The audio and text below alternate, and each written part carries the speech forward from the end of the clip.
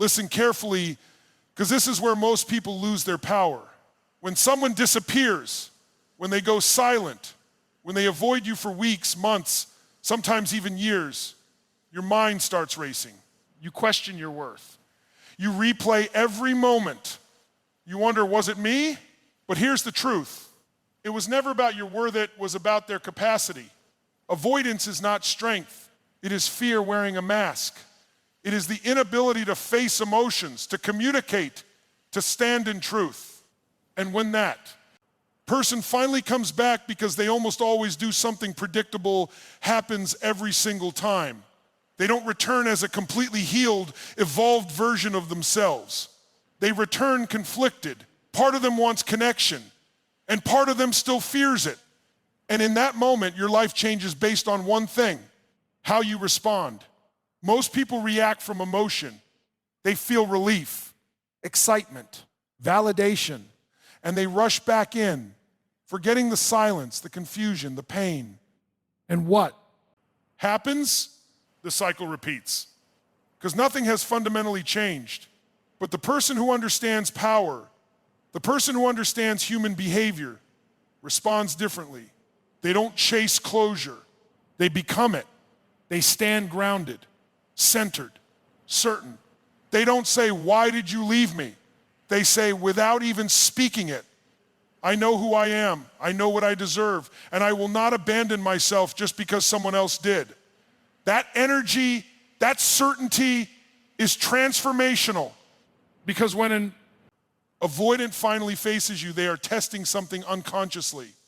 They are asking, has anything changed? Is it safe now? Can I come back without growing? And your response gives them the answer. If you meet them with neediness, they retreat again. If you meet them with anger, they justify their distance.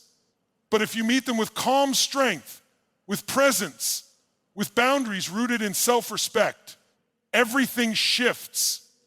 Because now, for the first time, they are not in control of the emotional. Dynamic. You are. And here's the deeper truth: this is not about them anymore. This is about you stepping into a higher standard of life. A life where you no longer beg for consistency, you embody it. A life where you don't chase clarity, you live in it. A life where love is not something you lose yourself in, it's something that aligns with who you've become. Silence didn't break you. It revealed you. It showed you where you were seeking validation instead of standing in truth. It exposed the parts of you that were willing to settle for less than you deserve. And now you have a choice. You can repeat the past, or you can redefine your future. Because when they come back and they will, you won't be the same person they left. You'll be stronger, wiser, unshakable. And in that moment, you won't ask, do they want me? You'll ask, do they meet the standard of the life I've decided to live? That is power. That is transformation. And that is where your new life begins. Avoidance is one of the most misunderstood behaviors in human connection. Because on the surface, it looks like indifference, rejection, or even coldness, but beneath that surface, it is almost always driven by fear. Not fear in a dramatic, obvious sense, but a quiet, deeply conditioned fear of vulnerability, emotional exposure, and the loss of control. When someone avoids you, your mind naturally tries to make it personal. You start believing that you said something wrong, that you weren't enough, that you somehow pushed them away. But that interpretation, while understandable, is often inaccurate. Avoidance is rarely about the other person's worth, it's about the avoidant individual's internal limitations. They are not rejecting you as a person, they are retreating from the emotional intensity that being close to you brings up inside them. Think about it. Real connection requires openness. It requires honesty, consistency, and the willingness to be seen. For someone who has learned consciously or unconsciously that emotions are overwhelming, unsafe, or unpredictable, closeness feels like a threat. So instead of leaning in, they pull back. Instead of communicating, they disappear. Instead of resolving tension, they escape it. And here's where it gets deeper. Avoidance often comes from past experiences where vulnerability led to pain, maybe rejection, criticism, or emotional neglect. Over time, the mind creates a protective mechanism. It says, if I don't get too close, I won't get hurt. That strategy may have worked at some point in their life, but in adult relationships, it creates confusion and distance. So when they go silent, it's not because they suddenly stopped caring. In many cases, it's because they care but don't know how to handle what they feel. The emotions become too intense, too unfamiliar, too uncomfortable. And rather than face that discomfort, they choose distance because distance feels like control. This is why avoidance can feel so painful to the person on the receiving end. You're left with unanswered questions, unfinished conversations, and a sense of emotional abandonment. But understanding the root changes everything. When you recognize that avoidance is fear in disguise, you stop internalizing it as a reflection of your value. This doesn't mean you excuse the behavior or accept inconsistency. It means you see it clearly. You stop chasing someone who is running from themselves. You stop trying to prove your worth to someone who is not emotionally available enough to receive it. And that awareness gives you power, because instead of reacting with desperation or confusion, you respond with clarity. You realize that their inability to face connection has nothing to do with your ability to give it. You understand that you can offer presence, honesty, and depth, but you cannot force someone else to meet you there. In fact, the more you chase an avoidant person, the more their fear is reinforced. Your pursuit confirms their belief. That closeness leads to pressure, expectation, and emotional overwhelm. But when you stand still, when you respect yourself enough not to chase you interrupt that pattern, you begin to embody a different kind of energy. One that says, I am open to connection, but I am not dependent on it. I value presence, consistency, and truth, and I will not settle for less. And here's the paradox. When you stop making their avoidance about your worth, you reclaim your emotional independence. You move from a place of seeking validation to a place of self-trust. You stop asking, why are they doing this to me?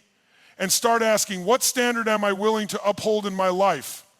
Because at the end of the day, avoidance is not something you fix in someone else.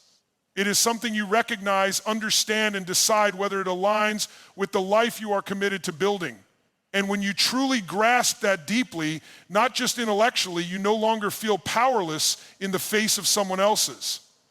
Silence. You feel clear, grounded, and free. Silence is never empty. It may look like nothing is happening on the outside, but internally, pressure is building emotionally, mentally, and even physiologically. When communication stops, when words are withheld, when connection is paused without resolution, the human mind doesn't just move on. It starts to fill in the gaps. Questions multiply, emotions intensify, and over time, that unexpressed energy begins to demand an outlet for the person. Who goes silent? This pressure builds in a very specific way. At first, silence feels like relief. It creates distance from discomfort, from conflict, from emotional intensity. It gives them a sense of control. They don't have to explain, justify, or confront anything. They can simply step away and avoid the immediate tension. But what they don't realize is that silence doesn't eliminate emotion, it postpones it. Everything that was left unsaid, every feeling that was avoided, every unresolved moment stays active beneath the surface. The mind replays conversations. The body holds tension. There's a quiet, persistent awareness that something is unfinished. And that unfinished energy doesn't disappear, it accumulates. Over time, this accumulation creates internal pressure. It may show up as restlessness, distraction, or even a subtle sense of guilt. Sometimes it becomes curiosity. What are they doing now? Did I make the right decision? Other times it becomes longing, not necessarily for the person alone, but for the connection, the familiarity, the emotional experience they walked away from. This is why silence rarely lasts forever, because human beings are wired for resolution. We are not designed to live indefinitely with emotional loops that have no closure. Eventually, something triggers a release. It could be a memory, a moment of loneliness, a life change, or even seeing something that reminds them of you. And suddenly, all that stored energy rises to the surface. that's when they reach out. But here's the important part. When they come back, they are not returning as someone who has fully processed everything. They are often returning because the pressure of silence has reached a point where it can no longer be contained. It's not always clarity that brings them back its emotional overflow. And that distinction matters. Because if you interpret their return as complete understanding or transformation, you may expect a level of consistency and depth they're not yet capable of providing. In reality, they may still be carrying the same patterns, the same fears, the same avoidance tendencies. They've just reached a temporary point where silence became more uncomfortable than connection. On the other side, if you were the one waiting, silence creates pressure in a different way. You may have felt confusion, hurt, or even self-doubt.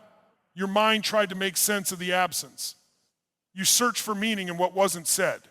And just like them, you experienced an accumulation of unresolved emotion. So when they return, it can feel like relief, like finally releasing all that built-up tension. But this is where awareness becomes crucial, because the intensity you feel in that moment is not just about them, it's about everything that silence created inside you. If you're not conscious of that, you might respond impulsively. You might rush back into connection, thinking the return itself is the resolution. But in reality, the return is just the release of pressure, not the completion of growth. True resolution requires something more: honesty, accountability, and a willingness to address what was avoided in the first place. Without that, the cycle continues. Silence, pressure,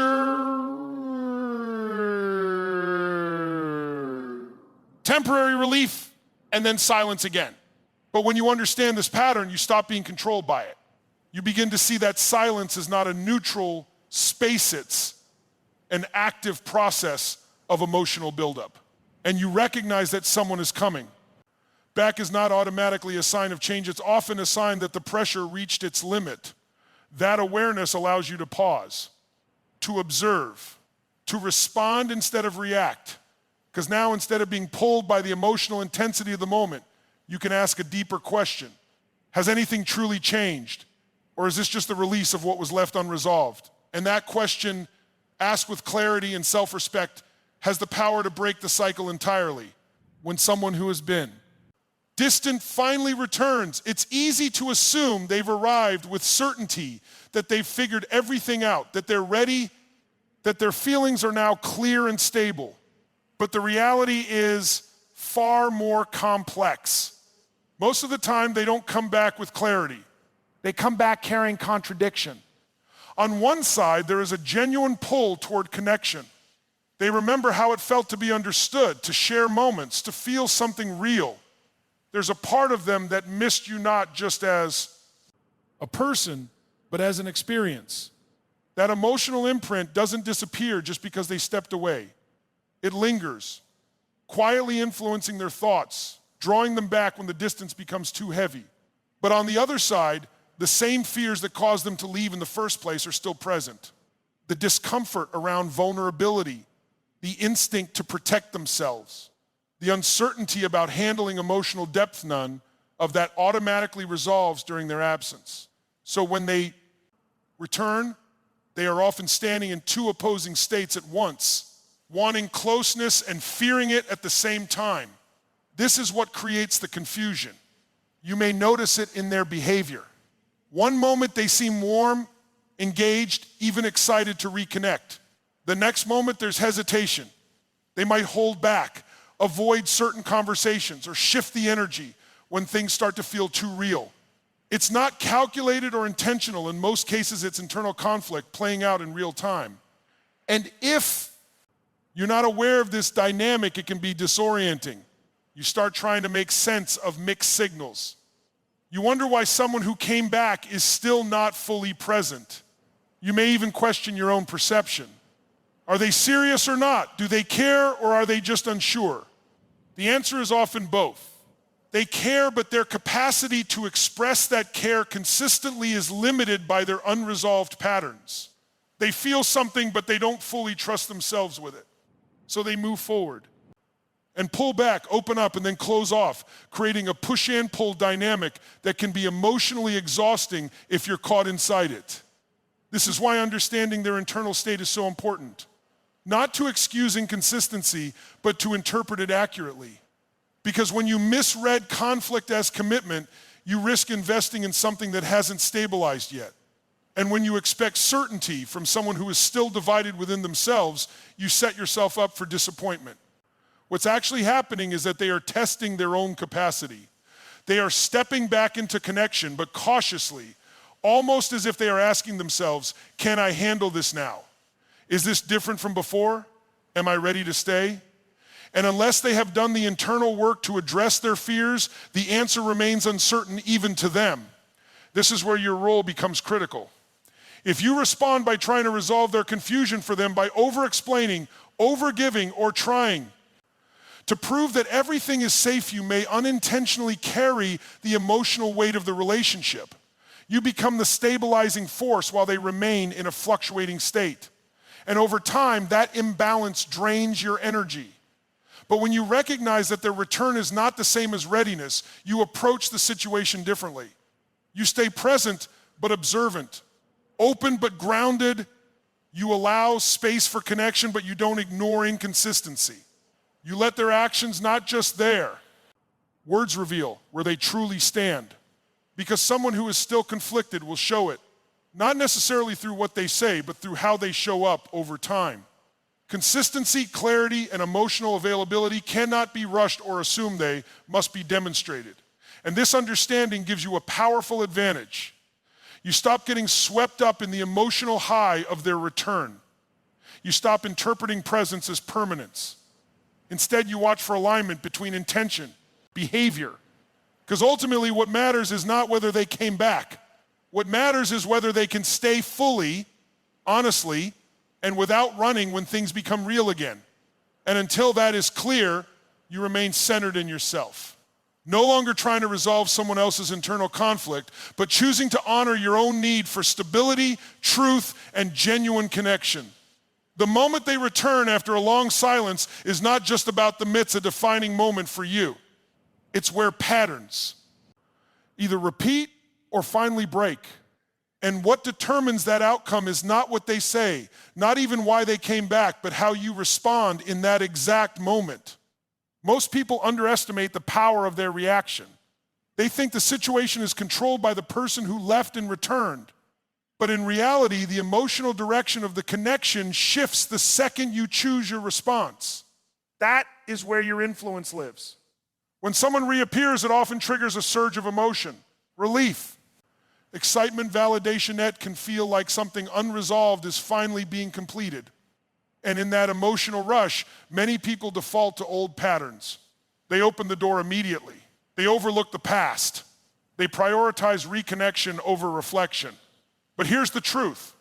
Reacting from emotion keeps you tied to the same cycle that caused the disconnection in the first place. Because if nothing has changed in how you respond, nothing will change in how the dynamic unfolds. This is why. Awareness is everything. When they come back, it's not just a reunion, it's a test of growth. Not theirs, but yours. It's an opportunity to see whether you've developed the clarity and self-respect to handle the situation differently. If your response is driven by needing answers, needing reassurance, needing the connection to resume, you unconsciously give away your power.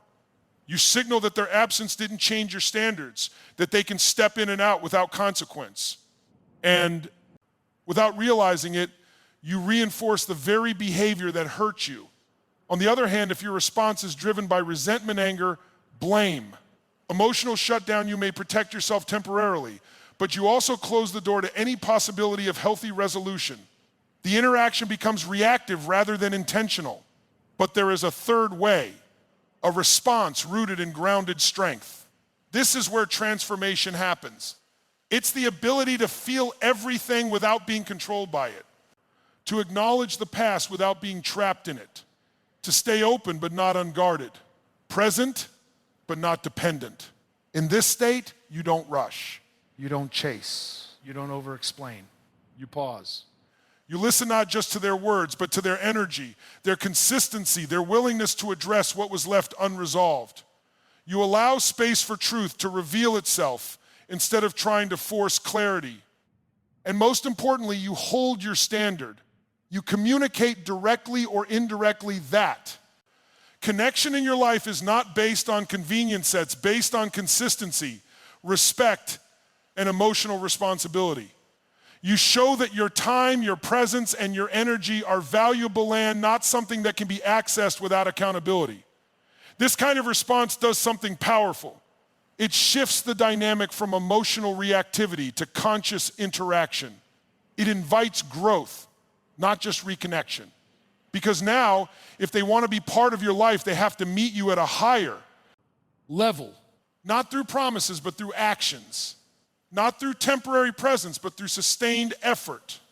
And if they can't do that, your response ensures that the cycle doesn't repeat because you're no longer participating in it the same way. That's the real power here. It's not about controlling them. It's about mastering yourself. It's about recognizing that you cannot dictate someone else's behavior, but you can absolutely define what you accept, what you engage with, and what you walk away from. When you respond from that place, something shifts internally. You stop feeling at the mercy of someone else's decisions. You stop waiting for them to choose you. You choose yourself. And in doing so, you either create the conditions for a healthier, more aligned connection, or you create the strength to walk away from what no longer serves you. Either way, you win, because the cycle only continues if you respond the same way you did before. And the moment you don't, that's the moment. Everything changes. Clarity is one of the most powerful forms of emotional strength, yet it's often overlooked because it doesn't feel as intense as love, longing, or attachment. It's quieter, more grounded. But make no mistake, clarity is what protects your peace, guides your decisions, and keeps you from losing yourself in situations that are uncertain or inconsistent. When emotions are high, clarity is usually the first thing to disappear. You start justifying behavior you wouldn't normally. Except, you focus on potential instead of reality. You hold on to moments instead of patterns. And slowly, without realizing it, you drift away from your own standards. This is where chasing begins, not always physically, but emotionally. You chase answers, reassurance, attention, a sense of security that feels just out of reach. But emotional strength is not about chasing what feels good in the moment. It's about standing firm in what is true over time. Clarity means seeing things as they are, not as you wish them to be. It means recognizing patterns, not just isolated actions. It means paying attention to consistency, not just chemistry.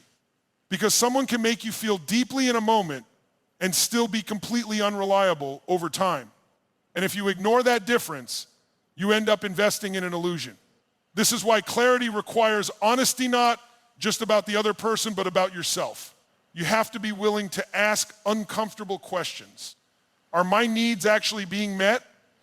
Is this person showing up consistently or only when it suits them? Am I feeling secure or am I constantly uncertain? These questions cut through emotional noise. They bring you back to reality. And reality is where your power lives. Because once you see clearly, your decisions become stronger. You no longer act out of fear of losing someone. You act out of respect for yourself. You don't tolerate inconsistency, hoping it will turn into commitment. You don't ignore red flags because of temporary connection. You don't lower your standards just to keep someone in your life. Instead, you align your actions with your values. This is what it means to stop chasing. Chasing is rooted in uncertainty. It's driven by the hope that if you just do a little more, say the right thing, wait a little longer, be more understanding, things will change. But that mindset places your sense of stability in someone else's hands. Clarity takes it back. It reminds you that you are not here to convince anyone of your worth. You are here to recognize whether someone is capable of meeting you where you stand. And if they are not, no amount of effort on your part will create that capacity in them. This doesn't make you cold or detached, it makes you grounded. You can still care. You can still be open. You can still value connection. But you do it from a place of self-awareness, not emotional dependency. You don't lose yourself trying to hold on to someone who isn't fully present. And here's where true strength reveals itself. Staying grounded even when emotions rise, because emotions will rise. When someone returns after silence, when they show interest again, when they create moments of connection, it's natural to feel something. But strength is not about suppressing those feelings. It's about not letting them override your clarity. You can feel the pull without acting on impulse. You can acknowledge the connection without ignoring the past. You can remain open while still requiring. Consistency. That balance is rare, but it's transformative. It shifts you from reacting to choosing, from hoping to knowing, from chasing to attracting. Because when you operate from clarity, you naturally attract situations that align with your standards. You stop entertaining what doesn't match your values. You stop investing energy in uncertainty. And as a result, your relationships become more stable, more honest, and more fulfilling. At the end of the day, emotional strength is not about how much you can endure. It's about how clearly you can see and how firmly you can act on that vision. And when you truly embody that, you don't need to chase anything. What aligns with you will stay. And what doesn't will fall away without taking your peace with it. There is a moment in every emotionally charged interaction where everything inside you wants to react. Your heart beats faster, your thoughts start racing, and old feelings rise to the surface, especially when someone who once created. Confusion suddenly reappears. In that moment, it feels almost automatic to respond based on emotion. But true power is not found in reacting, it is found in remaining grounded when those emotions rise. Being grounded doesn't mean you don't feel. It means your feelings don't control your decisions. When someone comes back after a long silence, it can stir a mix of emotions all at once: relief, curiosity, excitement, even unresolved pain. These emotions are real and they deserve acknowledgement. But if you allow them to dictate your behavior, you lose your center. You shift from being intentional to being reactive, and that's where patterns repeat. Grounded strength is different. It's calm, steady, and deeply rooted in self-awareness. It allows you to experience emotion without being overwhelmed by it. You don't suppress what you feel, you simply don't let it rush you into choices that don't align with your values. This is where most people struggle. They think strength means acting quickly, saying everything, or immediately re-engaging. But real strength often looks like pause. It looks like taking a step back, observing, and giving yourself space to think clearly. That pause is powerful, because in that space, you reconnect with yourself. You remember what you've learned. You recall how the silence affected you, what it revealed, and what you decided you would no longer accept. Instead of getting swept up in the moment, you anchor yourself in those truths.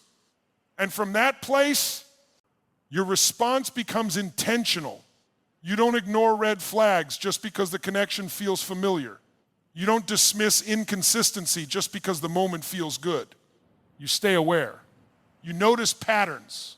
You pay attention to whether their actions match their words. This level of awareness changes everything, because now you're not reacting to the situation, you're evaluating it. You're asking, does this align with the life I'm building? Does this reflect the kind of connection I want to experience consistently?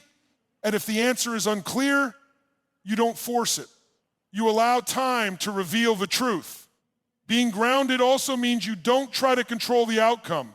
You're not trying to make them stay, change, or prove something. You're simply present, observing whether they naturally meet the standard you've set. This removes pressure not just from them, but from you as well, because you're no longer responsible for fixing or managing the dynamic. You're responsible for honoring yourself. And that shift creates a sense of calm confidence. You're not desperate for answers because you trust that clarity will come through consistency over time. You're not afraid of losing them because you understand that anything meant for you will align without forcing. This doesn't mean you become passive. It means you become intentional. You speak when necessary, but not from emotional impulse. You set boundaries, but without hostility. You remain open, but not at the cost of your self-respect. Every action you take is aligned with who you've become, not just what you feel in the moment. And here's the deeper truth. When you stay grounded while emotions rise, you break the cycle not just externally, but internally. You stop repeating your own patterns of overgiving, overthinking, or overreacting. You create a new standard within yourself, one that values peace over chaos, clarity over confusion, and stability over temporary emotional highs. That internal shift is where real power lies. Because once you master that, no situation has the ability to pull you out of alignment. No silence can make you question your worth. No return can disrupt your peace unless you allow it. You become steady, regardless of what's happening around you. And from that steadiness, every decision you make becomes stronger, wiser, and more aligned with the life you truly want. That is what it means to stay grounded when emotions rise. It's not about controlling the situation. It is about mastering yourself.